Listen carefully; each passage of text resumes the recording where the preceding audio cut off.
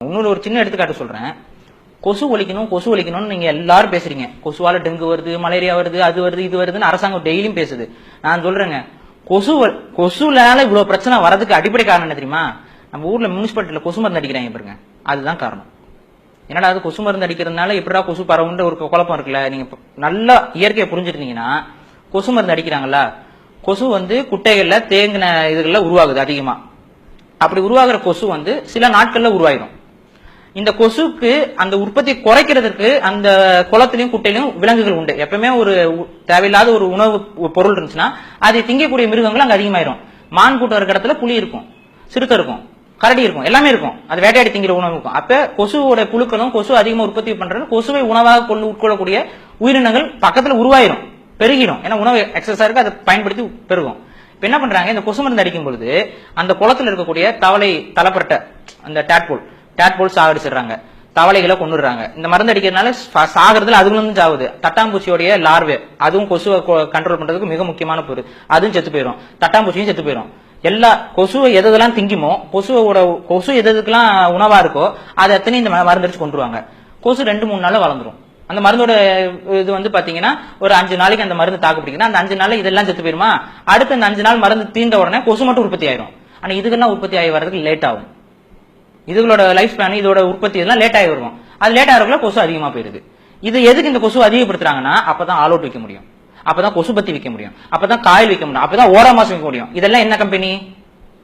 பன்னாட்டு கம்பெனி. அப்ப கொசு தீந்து போச்சுன்னா இதெல்லாம் என்ன ஆகும்? எவ்வளவு லாஸ்.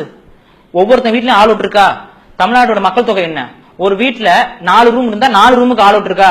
அந்த ஆல் அவுட் அந்த காயில் தீருதா? அந்த காயிலோட விலை ஒரு 50 ரூபான்னு ஒரு கணக்கை போட்டு தமிழ்நாடு முழுக்க எத்தனை வீடுகள் இருக்கு, எத்தனை ஊர் இருக்குன்னு கணக்கு போட்டு கொஞ்சம் பாருங்க. கொசுவை வச்சு மட்டுமே இங்க எவ்வளவு பெரிய லாபத்தை எடுத்துக்கிட்டு இருக்காங்க. இந்த ஜல்லிக்கட்டுக்கு பின்னாடி ஒரு தடை வந்துச்சுல, அதுக்கு பின்னாடி நீங்க ஒரு கார்பரேட் நிறுவனம் மறைமுகமா செயல்படாத சொன்னீங்களே, அதுதான் இலுமினாட்டி அரசியல். அதுதான் இலுமினாட்டி. நான் சொல்றது, கார்பரேட் அவங்களோட வியாபாரத்தை பெருக்கிறதுக்கு மக்களை பழி கொடுத்தாலும் தப்பு இல்லைன்னு சொல்லிட்டு ஒரு முடிவெடுத்து வராங்க பாருங்க, அதுதான் இலுமினாட்டி அரசியல். அதுதான் நமக்கு ஆபத்தா போயிட்டு இருக்கு. அவன் நேர்மையா வியாபாரம் பண்ணிட்டு அவன் பொருள் நல்ல தரமா இருக்கு கொண்டு விக்கிறான், பிரச்சனை இல்ல. அவன் பொருளை நம்ம கிட்ட திணிக்கிறான், விக்கல திணிக்கிறான்.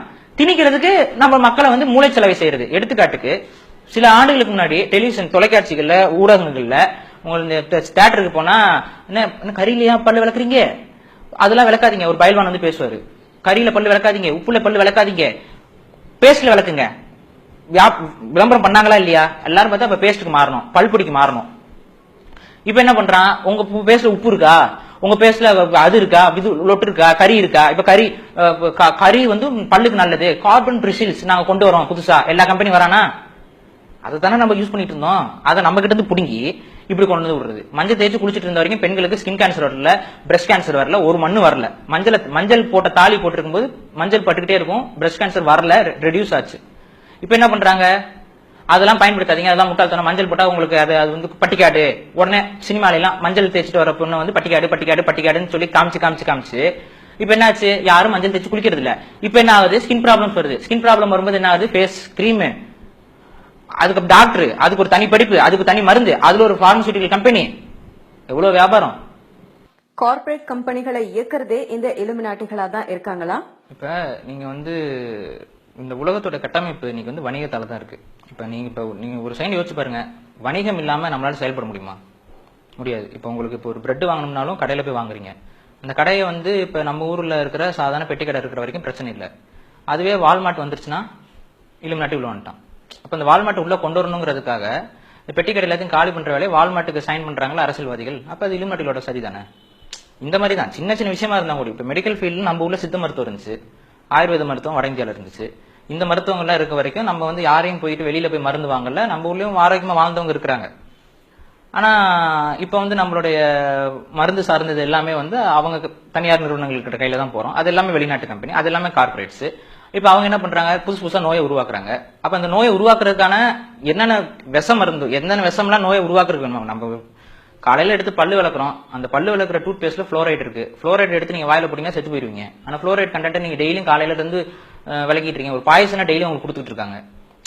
பாய்சன் தானே, சின்ன டோசேஜ்ல எடுத்தா கொஞ்சம் நாள் ஆகும். அப்ப மவுத் கேன்சர் வராம இருக்குமா? மவுத் கேன்சர் வரதுக்கு மெயின் காரணமே டூத் பேஸ்ட் யூஸ் பண்றதுதான். டூத் பேஸ்ட் யூஸ் பண்றதுல மவுத் கேன்சர் வரும். அப்ப இதை வச்சு அவன் வியாபாரம் பண்ணுவான். இப்ப கேன்சருங்கிறது என்னது?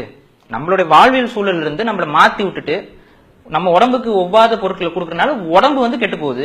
உடம்பு கெட்டு போறதுனால தப்பா நம்ம உடம்பு மாறி கேன்சர்னு ஒரு நோய் உருவாகுது. இது இப்படித்தானே நடக்குது. அப்ப இதுக்கு பின்னாடி இருக்க எல்லா வரத்துக்கும் அவங்க கட்டுப்பாட்டுல இருக்கு. அப்ப அதனாலதான் இப்ப நடக்கக்கூடிய அத்தனை செயலுக்கு பின்னாடியும் இந்த வணிக நிறுவனங்கள் இருக்கு. வணிக நிறுவனங்களுக்கு பின்னாடி இந்த மறைமுக அரசியல் இருக்கு. இந்த மறைமுக அரசியல பேசாம இந்த வணிக நிறுவனங்களை நம்ம பேசி வேஸ்ட், ஒண்ணுமே பண்ண முடியாது அவங்கள.